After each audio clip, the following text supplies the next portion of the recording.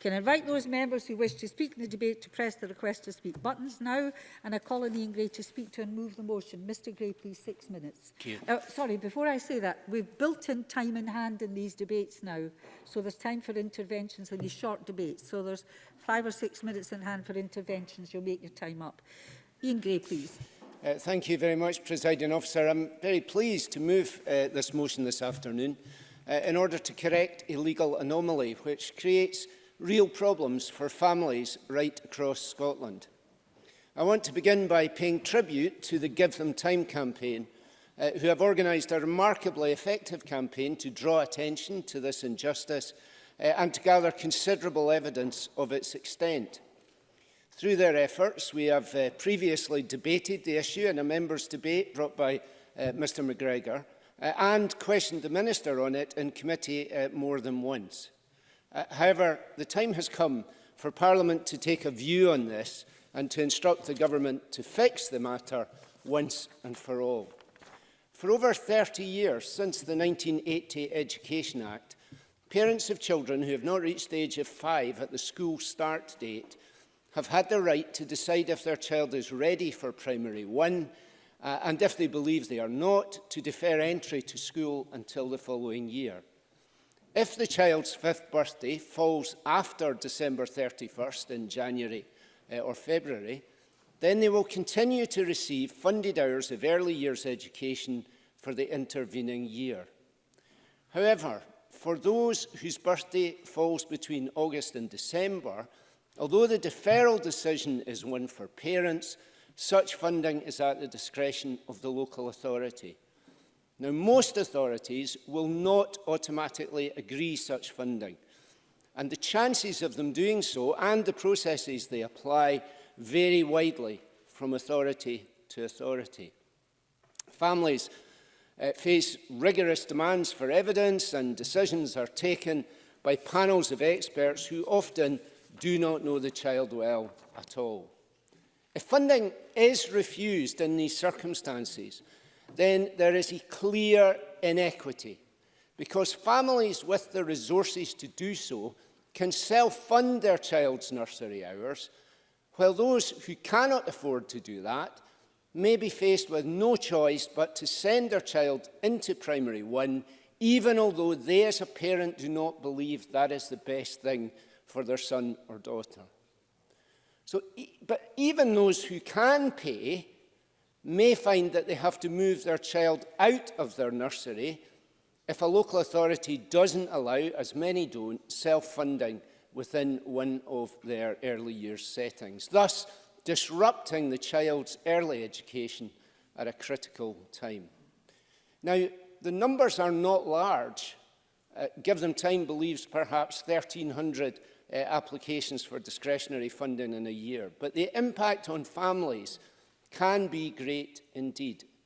Yet the answer is straightforward. Children whose entry is deferred should simply continue to qualify for funded nursery hours at the same rate as 3- and 4-year-olds, so currently 600 hours, rising to 1140 hours next year. Now, it's debatable what additional cost there is, given that the child will either be in nursery or in Primary 1, but it should anyway, whatever resources are required, be found by central government in order to avoid any pressure on cash-strapped councils. Now, I know that the Minister has listened to the campaign. Indeed, I know that she met them only last week. And she has promised them that she will produce improved guidance for local authorities and improved communication to make parents aware of their rights. But, Presiding Officer, the task is not to better explain this unfair anomaly. It is to get rid of it, so that all preschool children have the right to continuous early years education. And the Minister has also told the Education Committee that her officials are gathering better quality data on numbers of deferrals and the children's characteristics by birthday, family income, special needs, etc. But the task is not to count these children, it is to show that they do count by allowing them to defer with access to the early years education that we all agree is so important. Now, I know, because she has said this on many occasions, and the Cabinet Secretary too, I know that the Minister will say that a deferral decision should be made in the best interest of the child. And I agree with that. But, Presiding Officer, the law says that that decision is to be taken by the child's parents, not an anonymous council official or councillors or nursery staff or a panel of professionals. So if parents have the right to decide if their 4-year-old is ready for school or not, as the law says they do, we must respect that decision and we must protect those children's rights to early years provision. And the way to do that is to change the law as our motion demands. Now, the caveats of the government amendment are just unnecessary. Of course, local authorities will be consulted, as all such legislative change would require. And of course resources must be found and agreed, but our motion stipulates that too. The motion is clear, it is simple, and it is the right thing to do. I move. Thank you very much. I now call Millie Todd, Minister, to speak to and move Amendment 19193.1. 4 minutes, please. Thank you, Presiding Officer. I'm glad to have a further opportunity to discuss the issue of school deferral following my recent appearance at the Education and Skills Committee, where I made clear that I am open to considering options in partnership with local government, parents and practitioners. I'd like to take this opportunity to put on the record my thanks to the Give Them Time campaign for their tireless work to highlight this issue. I also want to recognise their efforts to support parents at what I know can be a challenging time. I met with the members of the campaign again on Friday and they updated me on their work, the progress that they have seen in the last year and what they still think needs to be done. At the moment, all children who are still 4 at the start of the school year can be deferred and start primary 1 the following year. This flexibility allows parents to assess whether their child is ready or not for school and to make the right choice for their child, and is a real strength of the Scottish education system. Yes. Daniel Johnson. To the Minister for giving me. Would she accept that that flexibility which she just mentioned is only flexible for those parents that can afford it as it currently stands? Minister. I wouldn't agree with that, but if you allow me to continue, as you know, when parents choose to defer school start, only those children with a birthday in January or February are automatically entitled to another year of funded early learning and childcare. Presiding Officer, before I go on to discuss our amendment, I think it's important to recognise that children of all ages and abilities should all be supported well in the school environment. When I spoke to the Education and Skills Committee recently, I repeated my expectation that schools should be child-ready rather than the child having to be school-ready. Certainly. Neil Finlay. I wonder if the Minister would do Daniel Johnson the courtesy of answering his question. Minister. I think I just have answered, and I certainly will answer it more fully if you'll allow me to progress. It's a real strength of our system that Scotland has a fully integrated 3 to 18 curriculum that is flexible enough to empower practitioners to use local approaches that suit their learners. Presiding Officer, the issue of school deferral has had a high profile since the Give Them Time campaign launched almost a year ago. There have been a lot of changes in that year. The information available to parents has improved. There have been many more local discussions about deferral policy. The decision to defer your child is not one that parents will take easily. It is essential that this decision is based on the well-being of the individual child and not based on access to early learning and childcare. For this reason, Presiding Officer, we do intend to bring forward legislation to entitle all children whose school start is deferred to access funded early learning and childcare in the deferred year. There is, however, important preparatory work to be undertaken with our local government colleagues first, and our amendment recognises this. In line with the principles of local democracy, it is of course essential that we take forward this commitment with the agreement of local government. Following proper assessment of the resources implications, local authorities are working incredibly hard to prepare for August 2020, so we'll need to consider together a manageable implementation timetable.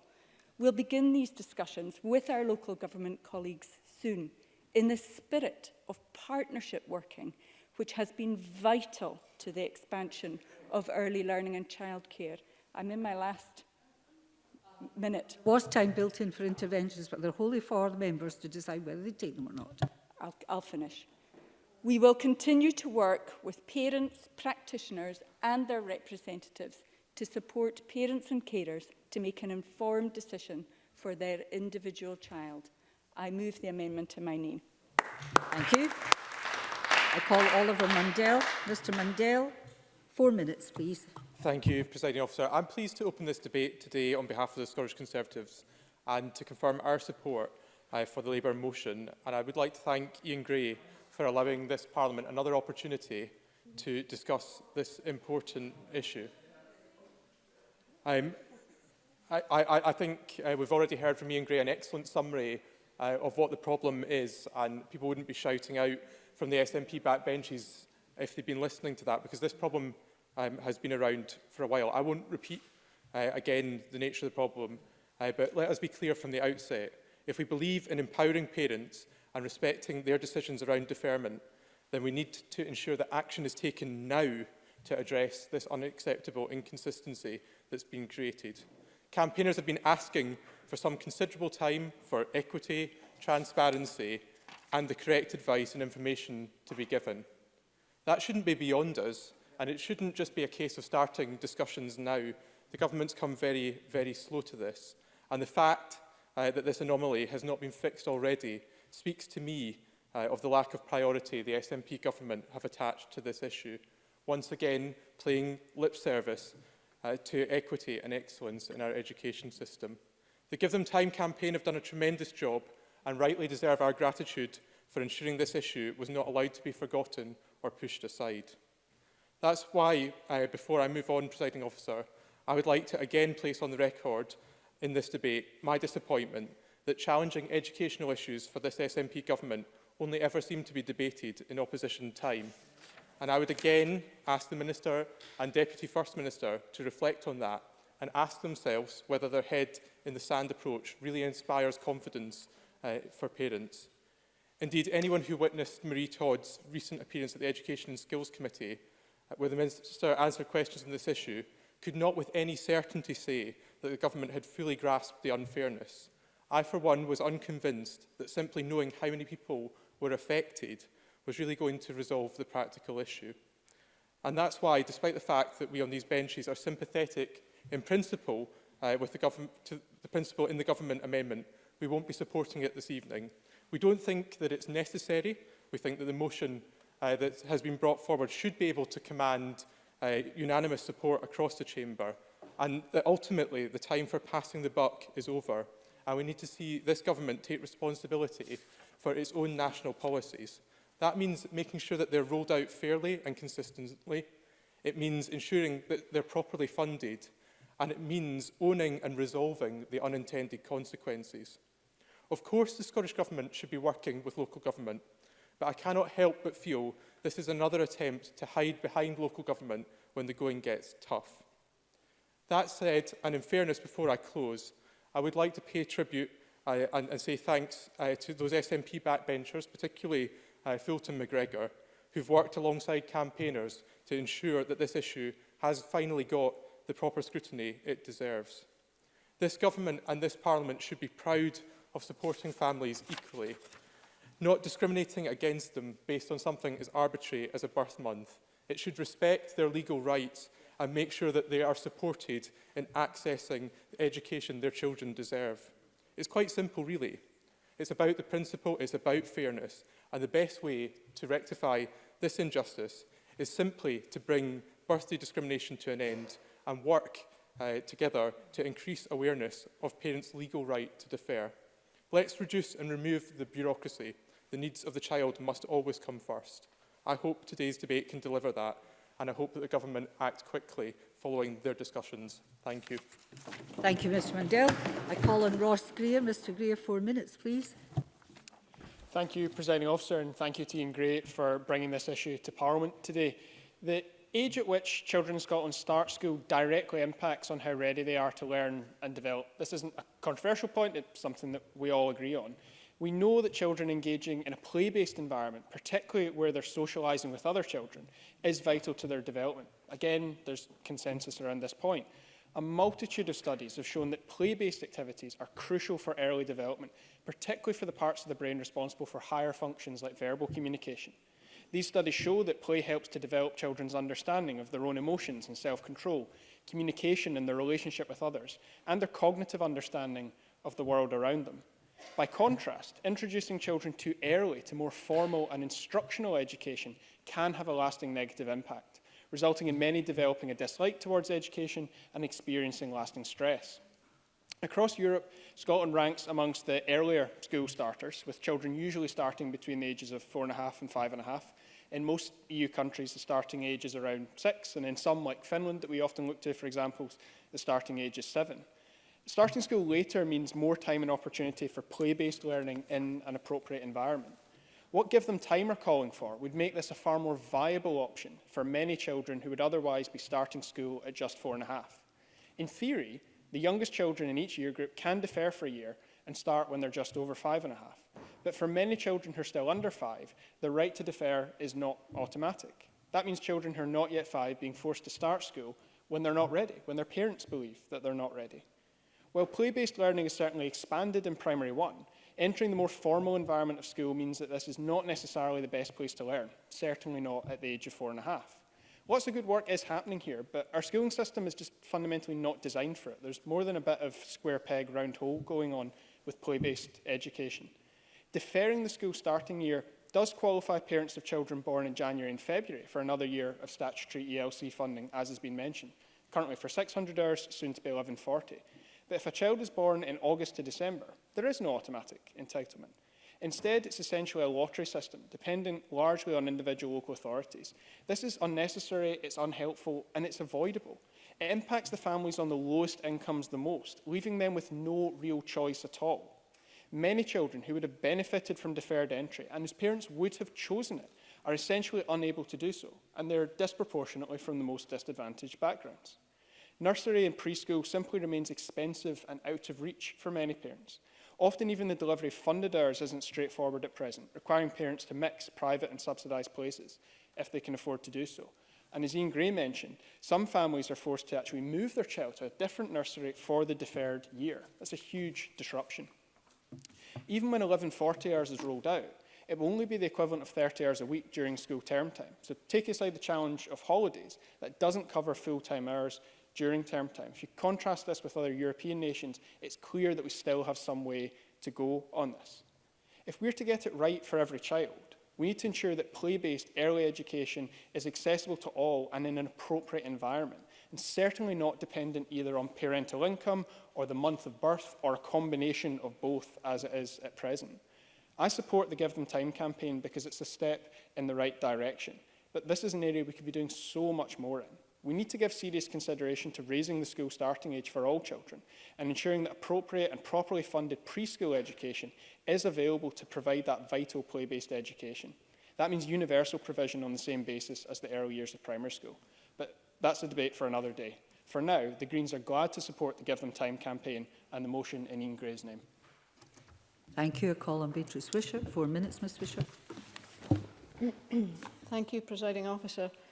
I want to thank Labour for bringing forward this debate and pay tribute to the impressive campaign run by Give Them Time, which I know has already made a real difference to many of our constituents. We will be supporting the motion today. The Minister told the Education Committee a few weeks ago, and as she's already alluded to, that central government is very clear that the schools should be child-ready rather than children having to be school-ready. But I disagree with the sentiment of that. What the Minister is really saying to parents who are minded to defer children with August to December birthdays is that the government and local authority professionals know best. Let me be clear that the Scottish Liberal Democrats want play-based learning to be embedded in the early years and for school leaders to ensure that all children can thrive from their first day in school.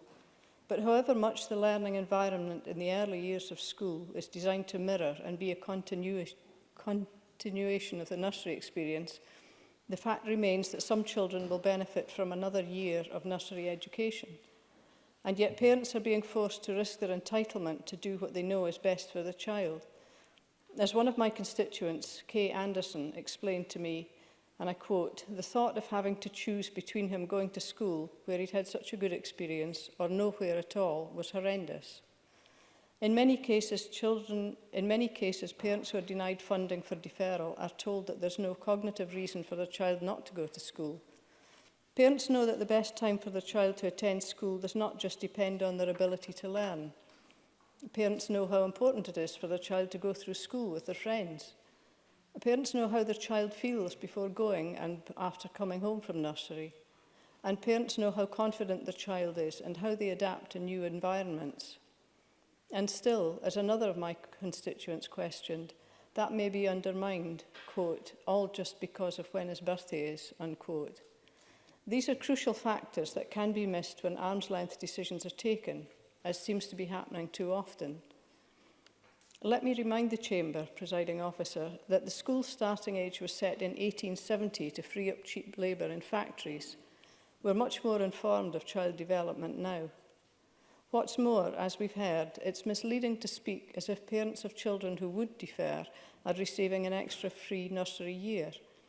Those children could have received a year less of early years education than those who would be in their peer group at school. Reform Scotland's briefing, Closing the Early Years Gap, sets out clearly how some children could start school having missed out on over 1,000 hours of play-based learning. So we're in a situation whereby some parents have to apply to receive their full-funded ELC entitlement at their local authority's discretion. That's created an unacceptable postcode lottery, and it's not consistent with this government's aim of closing the attainment gap. And if we must bring economics into decisions that are fundamentally about getting it right for every child, then that equation is surely cancelled out by the benefits that will be seen throughout the child's educational career and beyond. The right to defer is an important one, and the government must bring forward the necessary legislation to allow parents to exercise that right.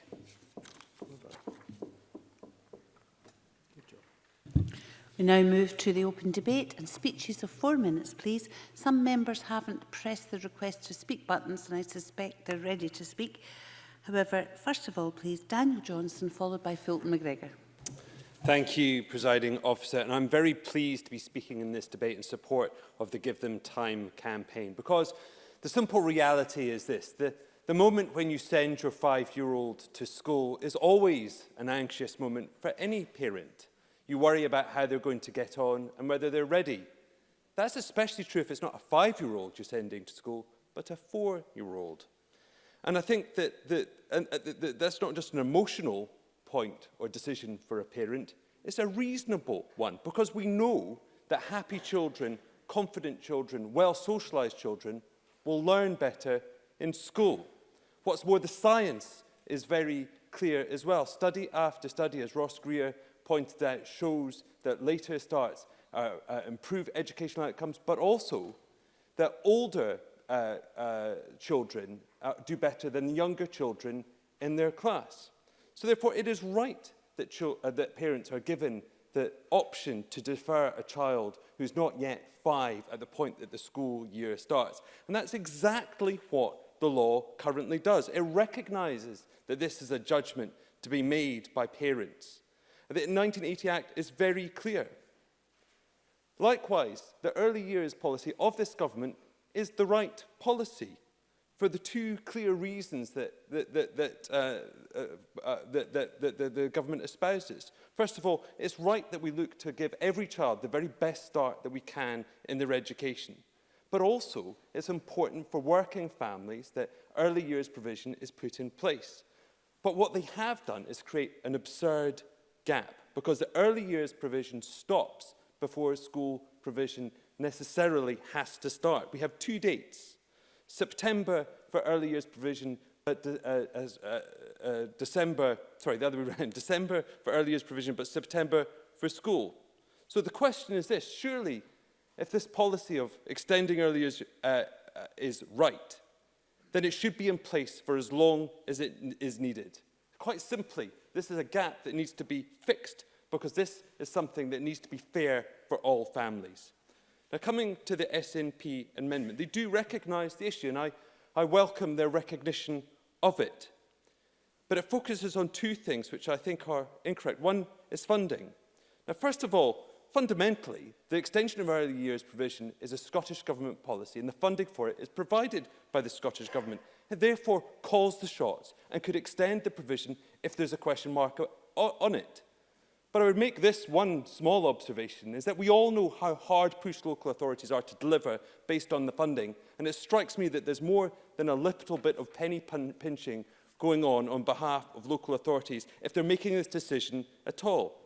But fundamentally, there's a more fundamental point at stake here, and this is about standards. Now, of course, there should be discretion around how education policy is delivered at a local level, but not on everything. We set standards at a national level.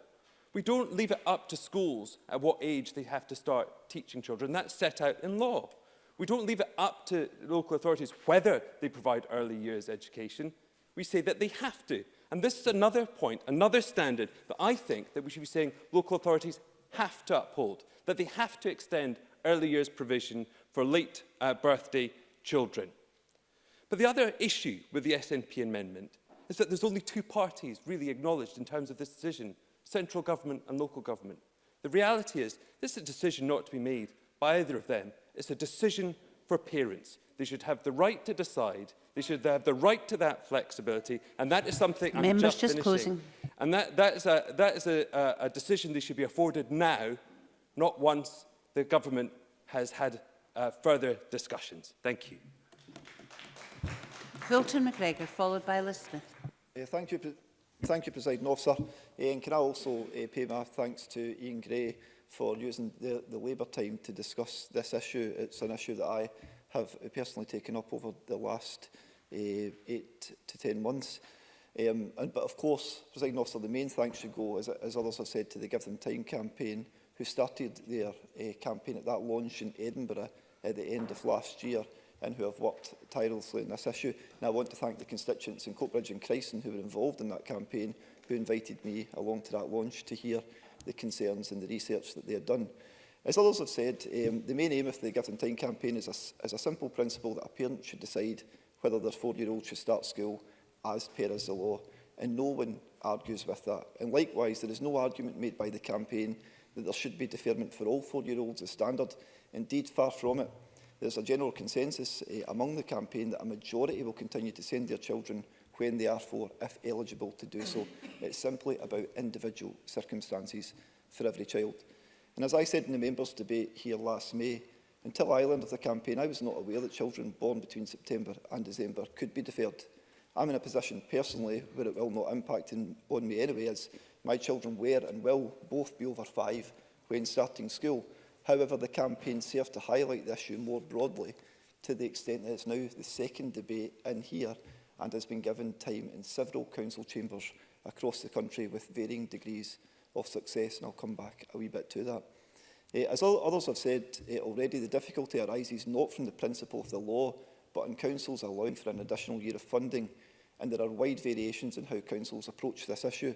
What has been brought to my attention, and that of many other MSPs here in the chamber, are that families are often put through rigid, time-consuming and stressful processes that include collating information from various professionals such as the nursery, speech and language, social work and many others, which uses up valuable time for one thing, resource and expense, only often for a panel to sometimes then refuse the deferral request and for an appeal process to start.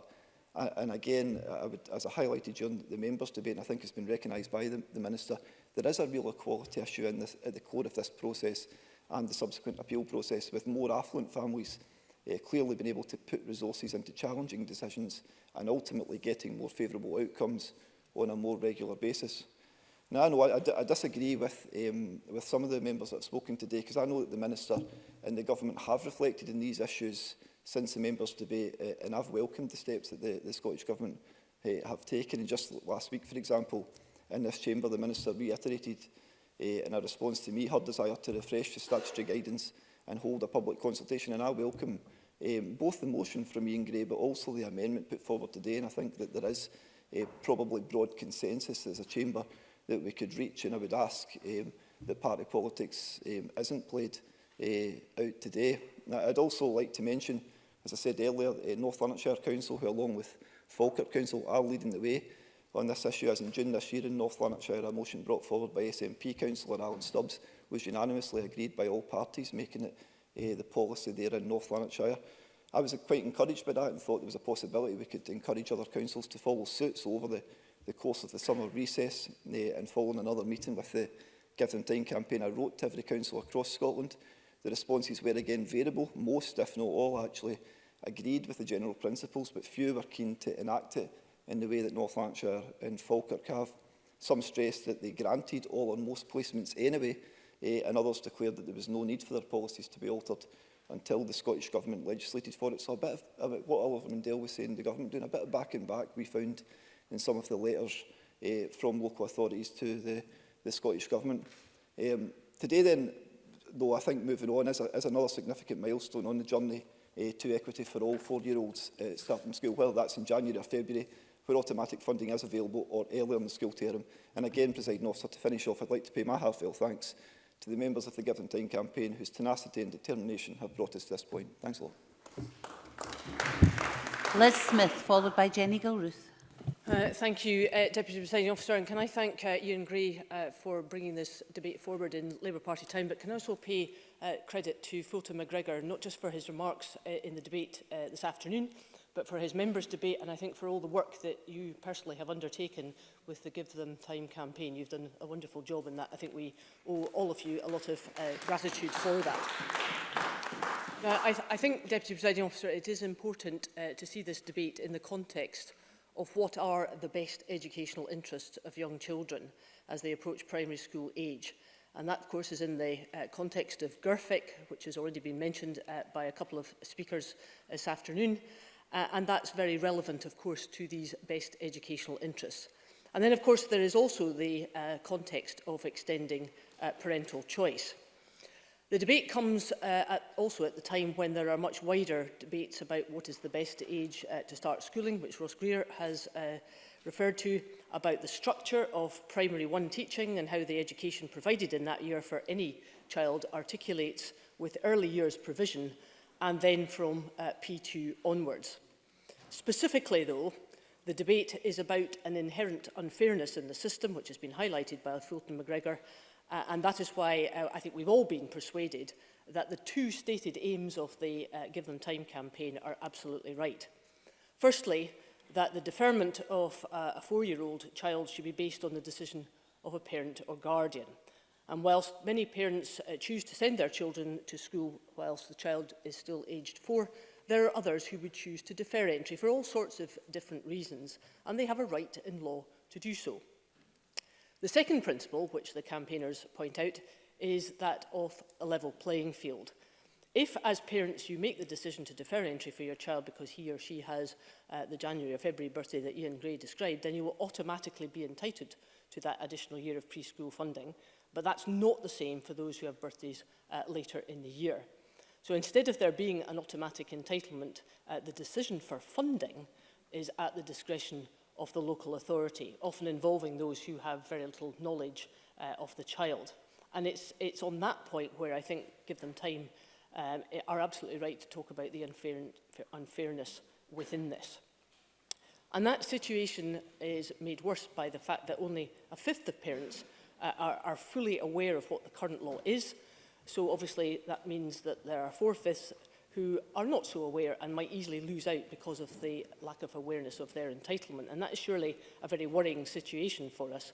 And whilst I think it is clear to credit the government with some progress, there is still an awful lot more to be done to ensure that there is a proper level playing field to weed out any automatic discrimination.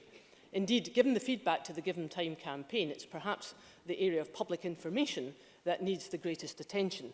The campaign deserves a huge amount of credit for flagging up exactly where the information gaps lie, and I think it's incumbent upon all of us to ensure that we are speaking to the local authorities we represent to bring about the qualitative improvement. But the fundamental point is that there is a legislative change that is required, and that's why we are very keen to support the Labour motion. Because the issue is very much related to equality, and we all know that better off parents are often more articulate when it comes to knowing their rights and being prepared to tackle the authorities and deal with any appeals process if they feel that there is an injustice. Less well-off parents might struggle a little bit more to know what their rights are, and therefore their children are more at risk of losing out. And I'm quite sure that the Scottish Government would not countenance the continuation of a policy which engenders inequality. The Scottish Government must surely work with local authorities to ensure that they offer parents who have chosen to defer entry fully funded nursery provision for the year of their deferment. And the statistical analysis suggests that the cost should be relatively minimal. Indeed, there are some who actually believe that they could reduce cost savings. But let me finish on this point of, I think, considerable principle.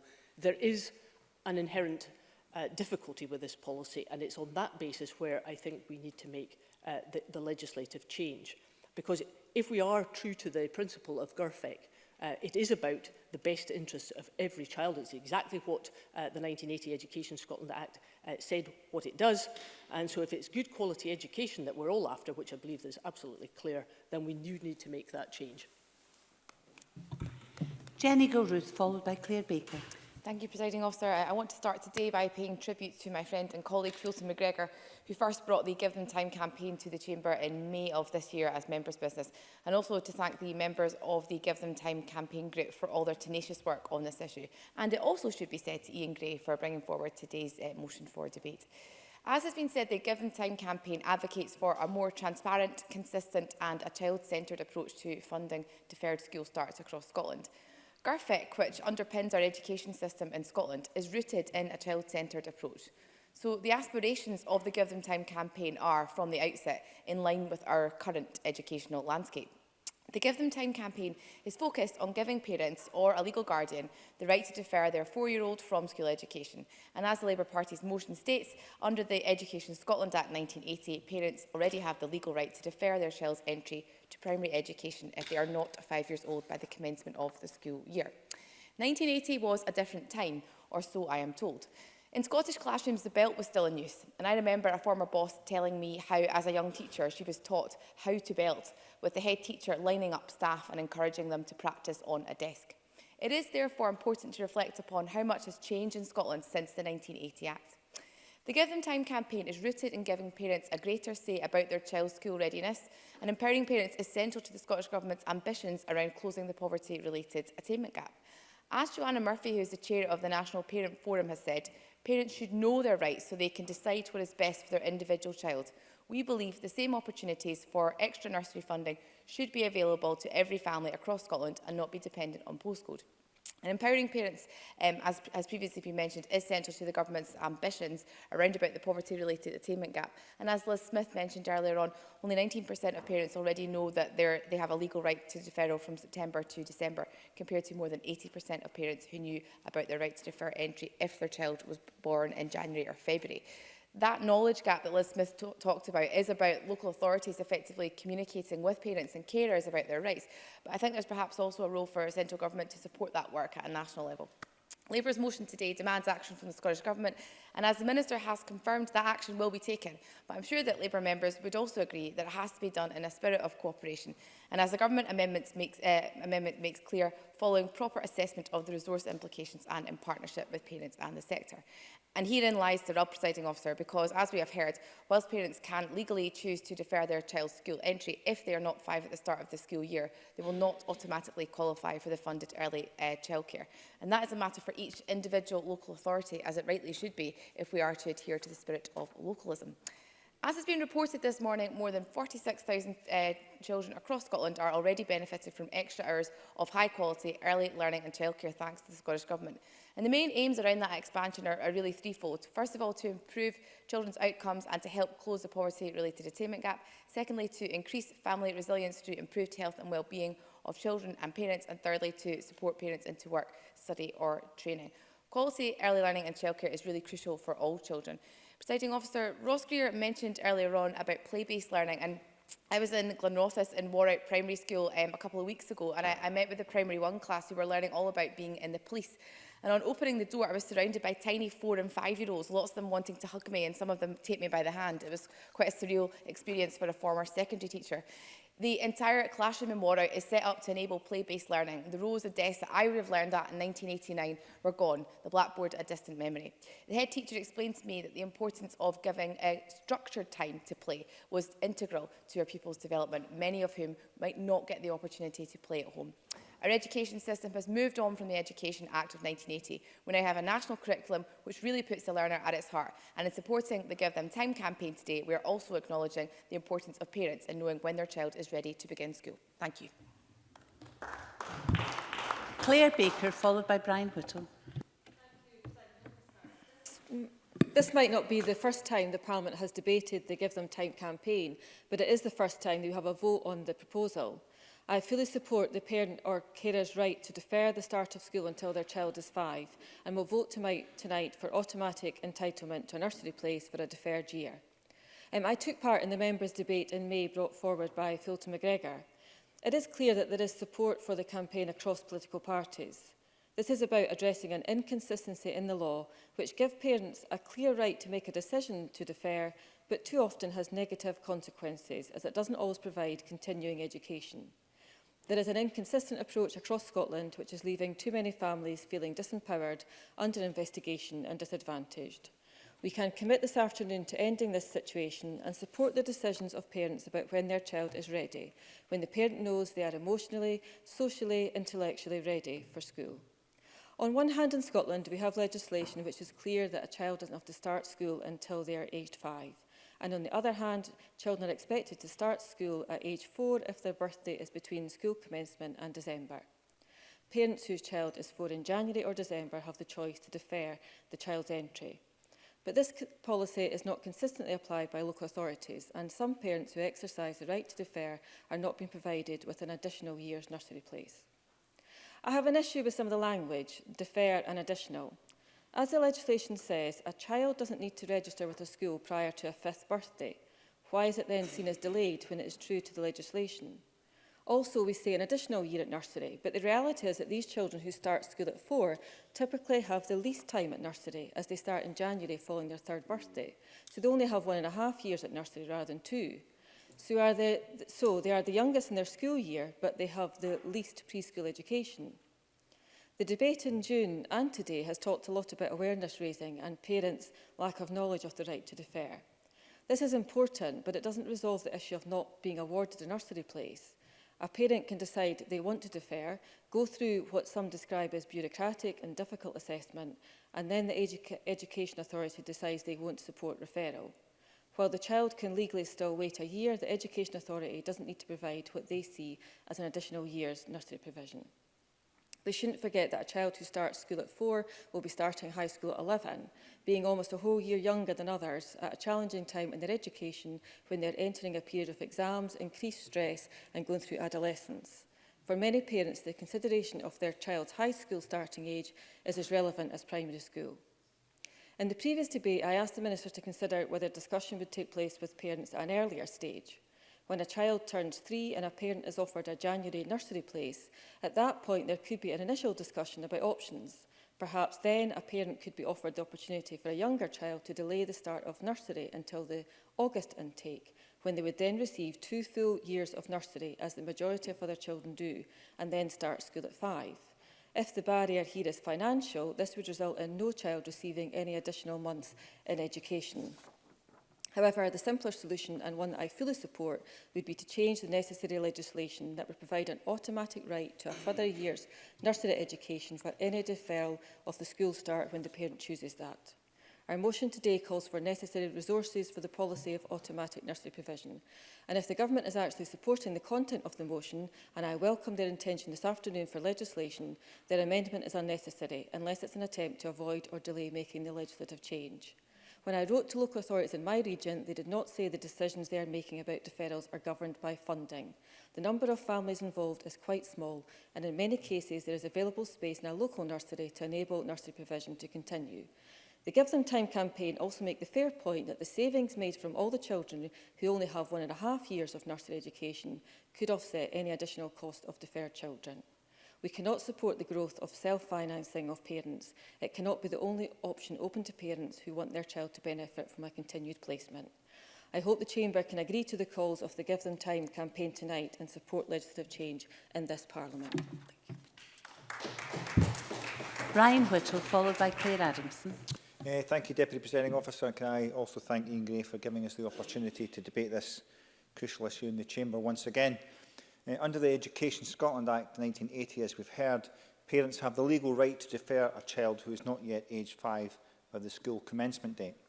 For a variety of reasons, many parents choose to exercise that right, though it ultimately comes down to their feelings that their child is not yet ready to begin primary school. As I'm sure we can all appreciate, a child's development is never predictable.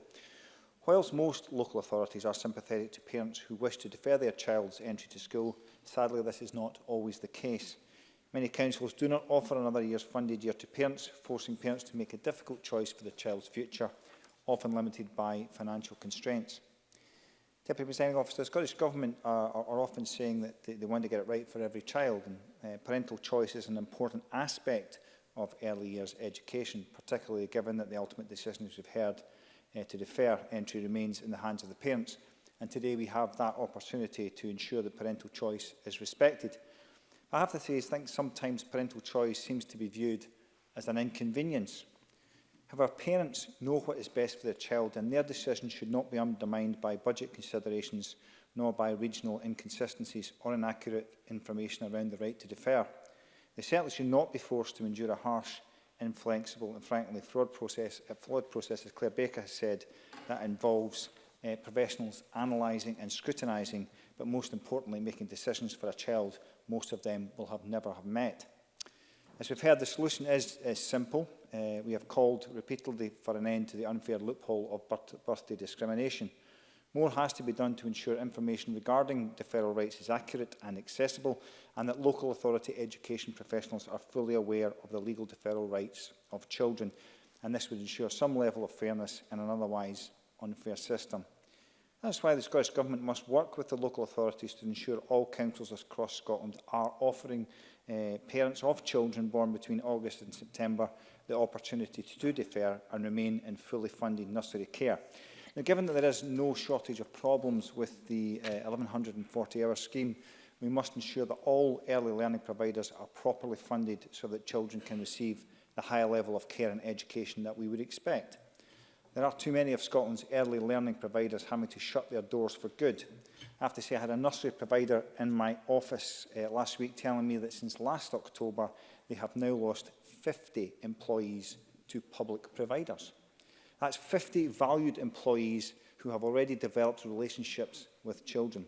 I have to say, so far, the response from the Minister has been to stick her head in the sand and stubbornly deny there is an issue.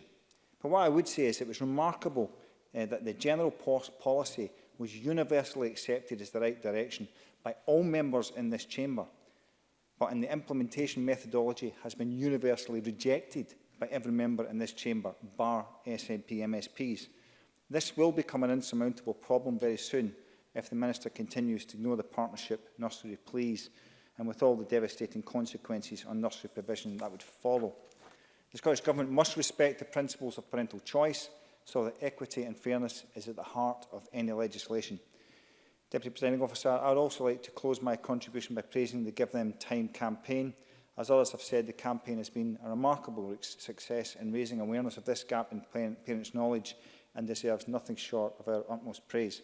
Today's debate is about ensuring that we all work together in the best interests of children. Let us ensure that local authorities do the same. Surely getting it right for every child should mean getting it right for every child. Deputy Presiding Officer. The last of the open debate contributions is from Claire Adamson. Thank you, Presiding Officer.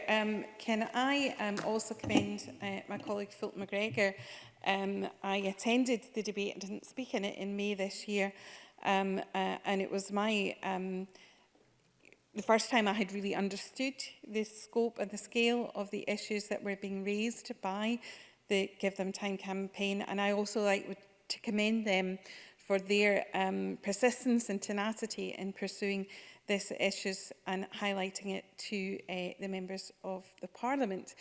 Many people have spoken about the 1980, Mr Whittle and my colleague Jenny Gilruth have both mentioned the 1980 Education Act, but I think it's also worth considering that there was a deferrals working group set up by the Scottish Executive in July 2000 to report an education provision for children born between September and February, and indeed Addis produced guidelines from that. But it was indeed Nicholas Stephen, the Deputy Minister for Education, has announced his intention to extend entitlement to publicly funded preschool education for the very youngest children from those from January to February. And I'm sure at that time they meant no inconsistency or anomaly down the line. However, 2001 is a long time ago, and we now see that there are problems faced by families in deciding what is in the best interest of their child when making a deferral decision. The guidance at that time said this should be centred in the best interests of the individual child. I'm sure that everyone in the Chamber agrees that that remains the critical issue here. It has to be a decision made in the best interests of the child, and that going forward that the decisions being made are informed and that the information given to parents is consistent across different areas.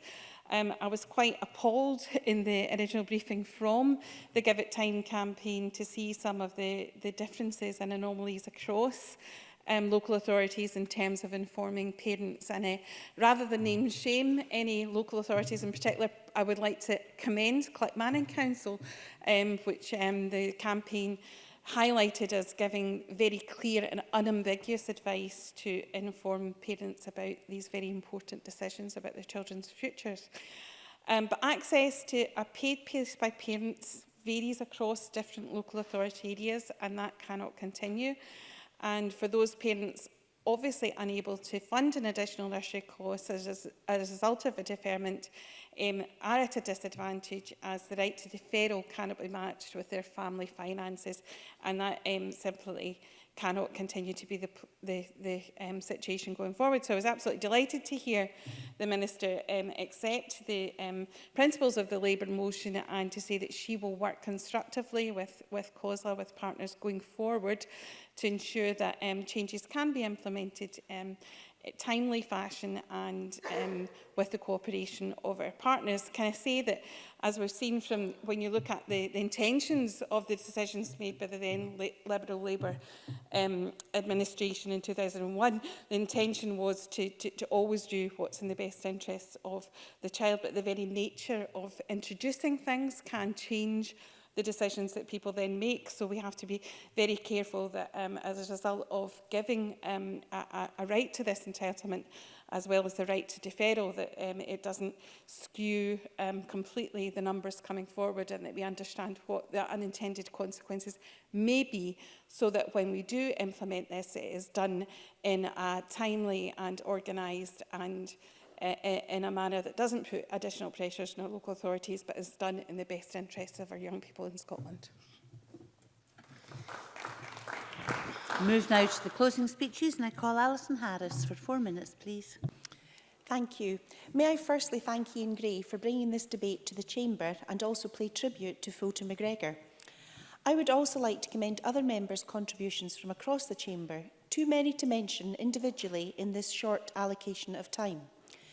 Today's debate has focused on Give Them Time's ambition to end the unfairness facing many families whose children are born between mid-August and the end of December. As we've heard, parents have a legal right to defer these children from entering P1 for a year if they decide they are not ready yet to begin school. However, as it currently stands, these children are not legally entitled to automatic funded childcare throughout that deferment year. This funding decision is left to each individual local authority. In contrast, children born in January and February are automatically entitled to funded childcare if they are deferred, meaning the picture for a child born in December may be totally different in comparison with a child born in January. As a result of this varying picture, I recently submitted Freedom of Information requests to each local authority throughout Scotland.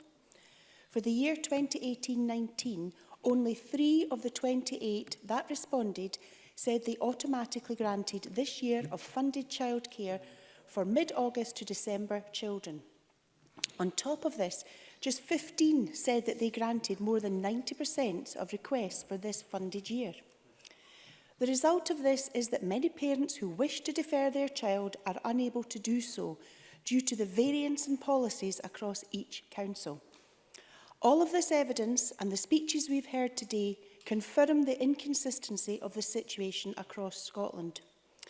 Would it not therefore have followed that the Scottish Government would have made every effort to correct this?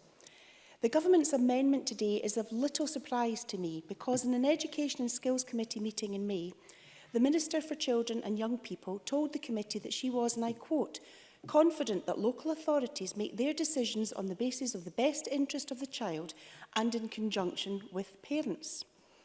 In fact, the Minister responded to several different questions from the committee with the exact same response.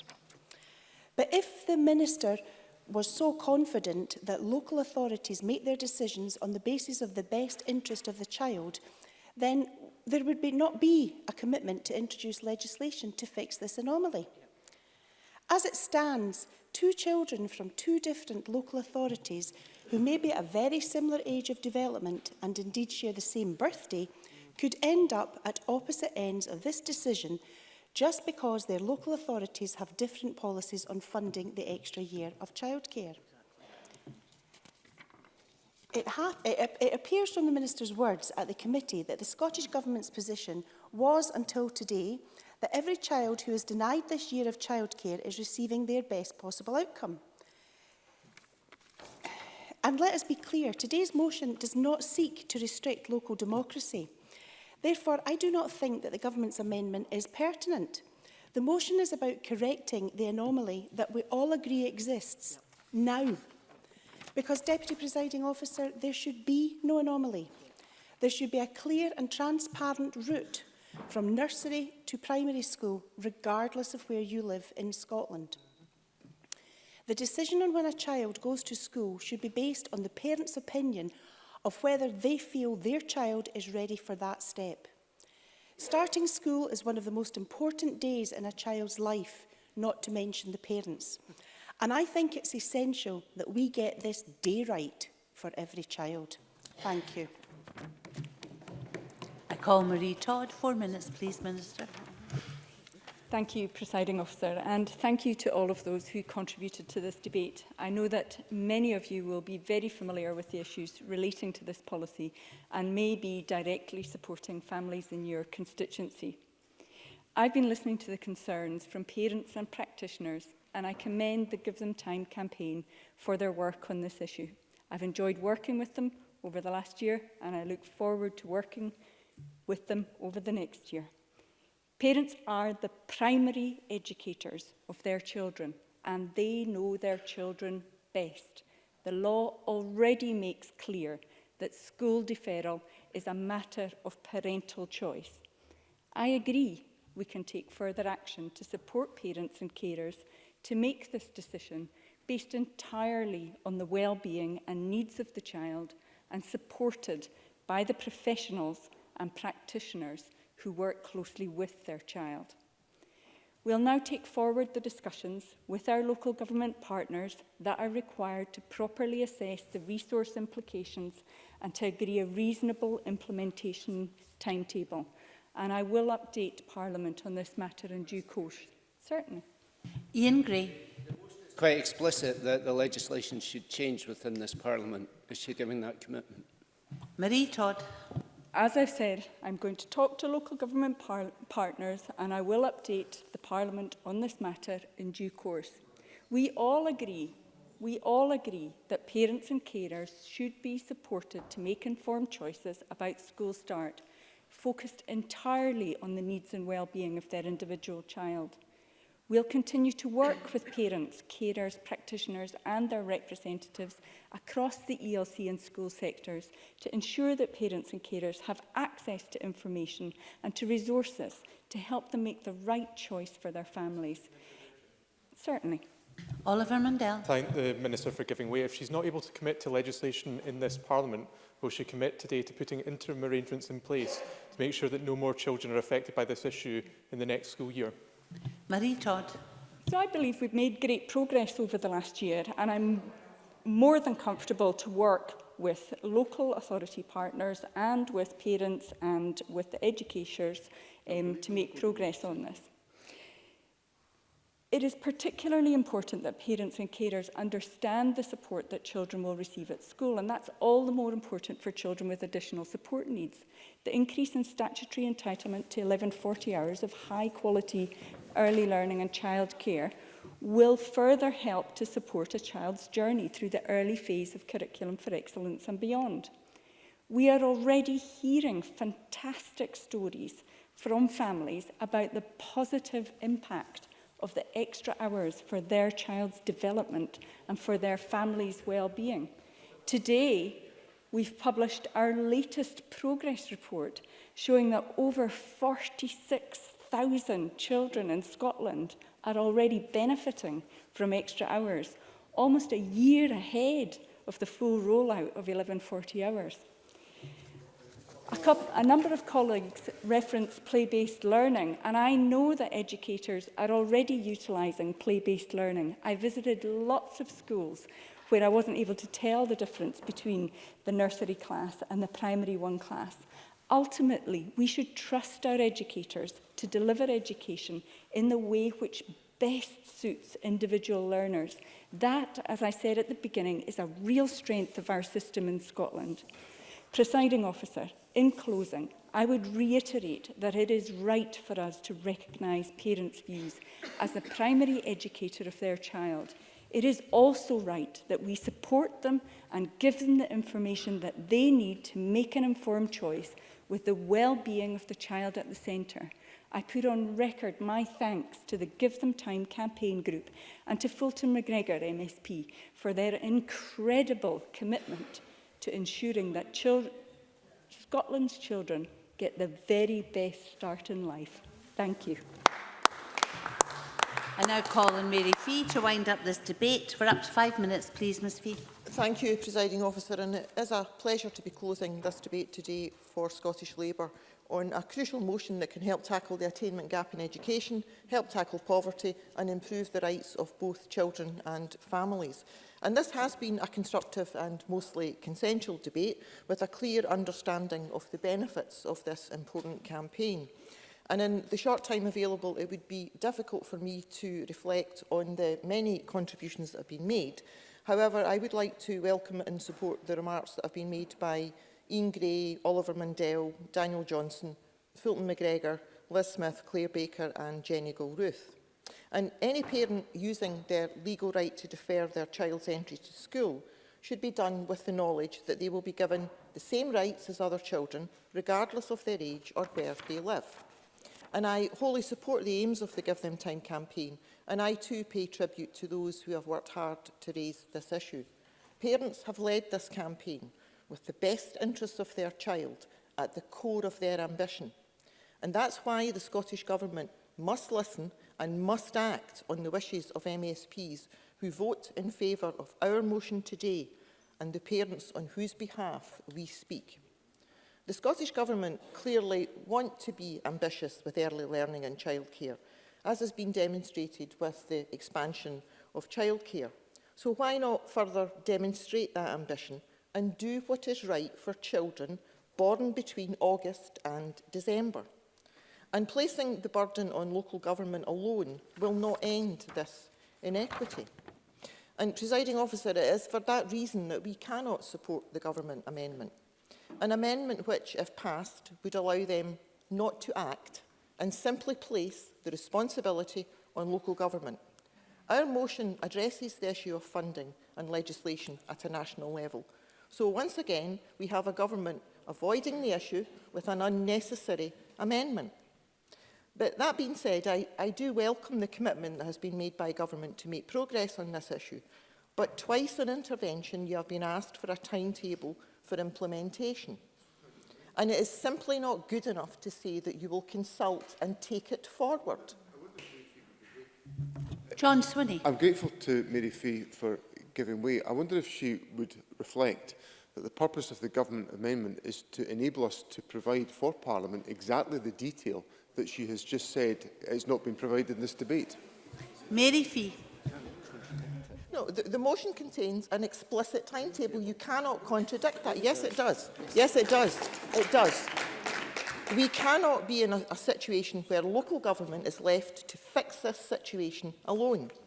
And, Presiding Officer, 138 requests for an additional year of funded nursery were denied out of a total of 1,188. That represents more than 1 in 10 families having to make the difficult choice to send their child to primary school, even though they may not be ready, or pay for a service that other children have funding for. Children born between September and December who attend school before their 5th birthday receive a total of 18 months entitlement, 6 months less than those born between March and August. This has been labelled as birthday discrimination. Add this to the clear postcode lottery operating across local authorities, and it is evident that hundreds of children are being let down every year. And, Presiding Officer, I would like to ask the Minister if she agrees that although these are small numbers, many more children are missing out in funding for an additional year because of the lack of information available, and does she wish to see this so-called discrimination end? Parents have provided quotes to the Give Them Time campaign, and if the government won't listen to opposition MSPs, I would ask them to consider the reality that many parents face. I was continually told I was putting my child at a disadvantage, that we would not get funding, that it was not in my child's best interest. The nursery staff appear to be actively encouraged by the local authority to discourage parents from the deferral option.